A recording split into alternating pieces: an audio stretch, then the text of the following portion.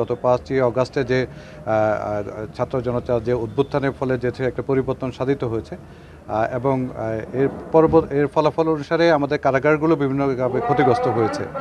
তো তার এই ধারাবাহিকতায় আমি যে আজকে যে পরিদর্শন বেসিক্যালি কারাগারগুলো যে নিরাপত্তা ব্যবস্থা এটা পর্যবেক্ষণ করা আমার একটা উদ্দেশ্য। এর পাশাপাশি আমি বন্দি ব্যবস্থাপনায় যেগুলো কিছু পরিবর্তন সাধন করেছি এটা সরেজমিনে পরিদর্শন করব এবং সর্বোপরি আমাদের কারারক্ষীদের উপর কিন্তু একটা বিশাল চাপ গিয়েছে। তো তাদের সাথে কথাবার্তা বলবো আমি, তাদের মনোবল যাতে উঁচুতে উঠাতে পারি এটা আমাদের একটা চেষ্টা থাকবে যাতে তারা তাদের দায়িত্ব সঠিকভাবে পালন করে। এর মধ্যে আসলে একটা বড় অংশ নিজেরাই ফেরত এসছে, তারা তাদের ভুল বুঝতে পেরে ফেরত এসছে এবং এর একটা বৃহৎ অংশ ইতিমধ্যে যারা নিজেরা স্বইচ্ছায় ফেরত আসেনি তাদেরকে গ্রেপ্তার করা হয়েছে এবং এই পর্যায়ে অ্যাপ্রক্সিমেটলি 500 ± আমাদের এখনও যারা পলাতক আছে এবং প্রতিনিয়তই তারা ধরা পড়ছে এবং তারা আইনের আওতায় আসছে।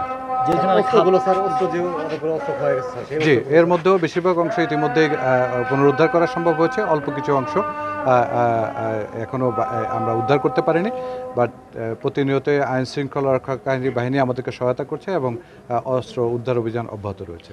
এটা নিয়ম মোতাবেকই যথে আমরা আসলে তো মানে যেটা দেখছি হচ্ছে ঠিকাদার পরিচয়ে তাদের সাথে ডিল করছি। কেউ যদি দায়িত্ব পালনে অথবা কাজ করতে অপরাগ হয় নিয়ম মোতাবেক তাদের বিরুদ্ধে ব্যবস্থা গ্রহণ করে ইভেন তাদের কন্ট্রাক্ট বাতিল করা হবে, প্রসিডিউর মেনেই হবে এবং প্রয়োজন বোধে আমরা নতুন ঠিকাদার নিয়োগ করে কাজে গিয়ে নেব।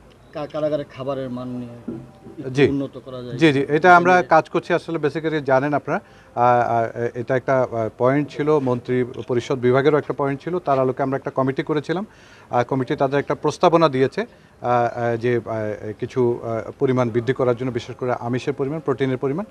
তো ওইটা নিয়ে আমরা অলরেডি প্রস্তাবনা আমাদের মন্ত্রণালয়ে প্রেরণ করেছি, যদি সরকার অ্যাপ্রুভ করেন তাহলে ওইটা ইমপ্রুভ করবে।